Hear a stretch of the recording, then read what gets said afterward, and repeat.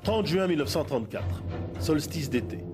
Sur l'ordre d'Adolf Hitler, une purge d'une rare violence décime les rangs de l'état-major de la SA, les sections d'assaut, bras armés du parti nazi. Son chef, Ernst Röhm, et ses principaux associés, qui s'étaient réunis pour le rassemblement annuel dans une auberge des environs de Munich, sont sommairement liquidés, mais aussi ailleurs en Allemagne des personnalités des oppositions conservatrices qui n'ont rien à voir avec les brutes de la SA. En tout, c'est plus de 1000 personnes qui disparaissent ainsi violemment. On peut donc dire, sans exagération aucune, qu'Hitler est définitivement maître de l'Allemagne après cette date fatidique du 30 juin 1934 jusqu'au cataclysme final. Mais par quelle étrange association le Führer a-t-il eu besoin de se débarrasser aussi violemment de ceux qui furent ses meilleurs partisans, dans une purge qui incluait aussi ceux qui avaient tenté 2 ans auparavant de lui barrer la route? Pour comprendre, il nous faut revenir au grave échec qu'Hitler enregistre au début de 1934 sur sa terre natale, en Autriche, et qui aurait pu remettre en cause toute la légitimité de son jeune pouvoir en Allemagne. Quel est cet échec? Depuis 1918, l'État autrichien vit dans un sursis perpétuel. Or, ces nouveaux Autrichiens sont condamnés à vivre ensemble dans un État à peine viable. Les deux grandes forces en présence, sociaux-démocrates largement majoritaires à Vienne et conservateurs catholiques dominant ailleurs, évoluent vers une sorte de guerre civile froide, voire de paix armée, les deux camps ayant transformé leurs anciens combattants en milices d'autodéfense. L'arrivée au pouvoir de Hitler en février 1933 et ses succès foudroyants vont alors permettre à la catastrophe de gagner rapidement l'Autriche. Tandis que le Reichstag brûle à Berlin, Vienne s'agite. Le parti nazi se gonfle de jeunes et nouveaux adhérents qui se préparent ainsi à étendre l'empire de la croix gammée sur le beau Danube bleu. Mais c'était compté sans l'énergie calme et inattendue du chancelier d'Autriche, Engelbert Dollfuss, qui dirige le gouvernement de son pays depuis 1932. Ce pieux fabricant de l'Oden est lui aussi un homme d'ordre. Comme hélas beaucoup de monde depuis le déclenchement de la crise de 1929, il est convaincu que la démocratie est désormais dépassée et il entend bien soumettre une bonne fois pour toutes Vienne la Rouge. Dès l'automne 1933, il se met à agir avec détermination, interdisant d'abord le petit parti communiste autrichien, puis cherchant à désarmer la milice du parti social-démocrate, le Schutzbund. Une insurrection défensive de la gauche éclate le 2 février 1934, d'abord à Linz, puis à Vienne, où, aidés de la petite armée nationale qui n'hésite pas à bombarder les logements sociaux de la capitale, les milices de droite écrasent le mouvement ouvrier viennois.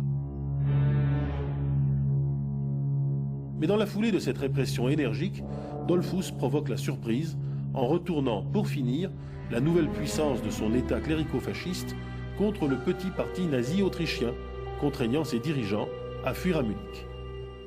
Cette victoire de Dollfuss, que la gauche européenne conspue comme un nouveau jalon sur la route de la fascisation généralisée du continent, provoque en réalité la panique chez Hitler. Décidément, nul n'est prophète en son pays, et ce sont les événements qui se sont déclenchés à partir de Linz, sa région natale, qui menacent à présent son autorité à Berlin même, où nombreux sont encore ses ennemis. Qui sont donc les ennemis d'Hitler?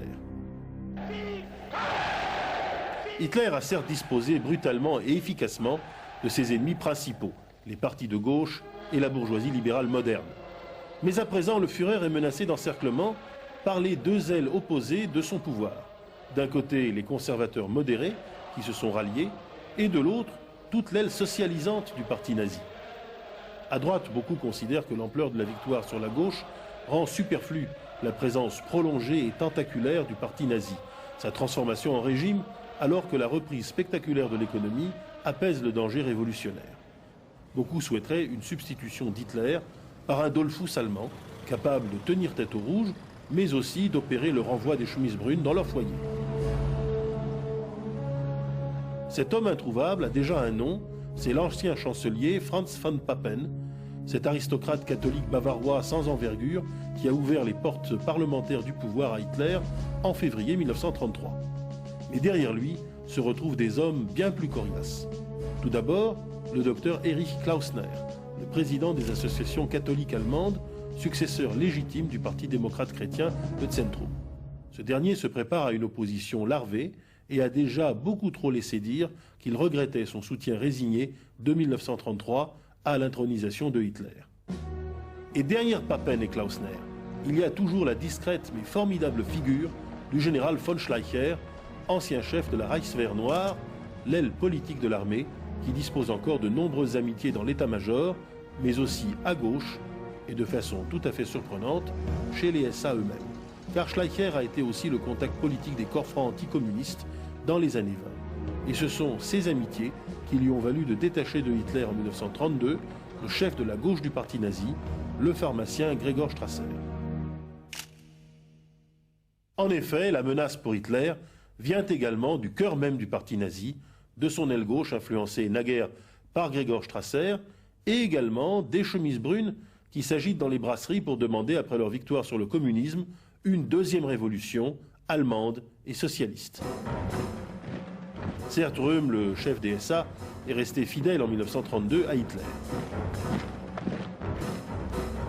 Mais à présent, il souffre de sa relégation par rapport au triumvirat formé par Hermann Göring, Rudolf Hess et Heinrich Himmler, qui a pris le contrôle du parti et mène, selon lui, une politique trop bourgeoise. Pourrait-il, par déception sentimentale, faire cause commune cette fois-ci avec Strasser, Schleicher, et pourquoi pas avec les conservateurs catholiques, si cette alliance contre nature lui livrait le contrôle du parti nazi, fort de 45% des électeurs, lui qui dirige déjà une armée de 300 000 volontaires. Si ces agitations constituent une menace sérieuse, l'ennemi le plus redoutable d'Hitler est pourtant ailleurs. Il s'agit de l'armée allemande, prussienne et conservatrice, qui jusqu'au bout rêvera de le remplacer par sa propre dictature, plus modérée sur le plan intérieur, et qui déteste de toutes ses forces le populisme débraillé des SA. Face à cette double menace, d'une coalition des SA avec l'opposition conservatrice d'une part et d'autre part d'une rupture avec l'armée, Hitler met en place la manœuvre la plus brillante de toute sa carrière politique. Menacé d'encerclement à très brève échéance, Hitler a décidé de frapper un grand coup en choisissant le point le plus faible du dispositif adverse avant que celui-ci ne soit complet. Ainsi, Hitler opte pour le sacrifice de Röhm en gage de sa réconciliation avec l'armée et, une fois les SA sacrifiés, pour la liquidation des têtes les mieux faites de ce qui pourrait devenir un état-major de la contre-offensive conservatrice. En échange de la dissolution des SA, l'armée n'osera pas bouger devant l'élimination du véritable cerveau de l'opposition, Schleicher. Mais pour cela, Hitler doit d'abord faire une démonstration de politique étrangère. Ce sera en juin 1934 sa première rencontre avec Mussolini à Venise. Certes, Mussolini donne son appui total et inconditionnel à Dollfuss. Le Führer séduit pourtant le Duce en lui faisant miroiter la direction idéologique d'un vaste front anti-bolchevique mondial. Mussolini est intéressé et conseille à Hitler d'agir énergiquement contre ses opposants internes. Hitler, de retour de Venise, passe à l'action. La SS de Himmler et de Heydrich détruit en une nuit de boucherie tout l'état-major de la SA et plusieurs centaines de nazis de la première heure, souvent parmi les plus cruels. L'opinion allemande et internationale, anglaise en particulier, ne retiendra que ce trait et se réjouira bien à la légère de la disparition de l'aile la plus tonitruante et la plus brutale en apparence du régime. Mais la véritable motivation de ce bain de sang, véritable sacrifice humain offert à l'armée allemande, à l'Église catholique et aux forces sociales conservatrices internes et européennes, c'est le consentement tacite aux autres meurtres, bien plus conséquents, accomplis dans la foulée. celui de von Schleicher, devant les yeux incrédules de sa famille, celui du docteur Klausner, celui de Gregor Strasser, ainsi que le simple attentat d'avertissement opéré contre Franz von Papen, qui, terrorisé, acceptera avec reconnaissance l'ambassade en Turquie que Hitler, bon prince, consent à lui offrir quelques jours plus tard. L'opposition est décapitée. Elle ne se reconstituera plus jusqu'en 1944.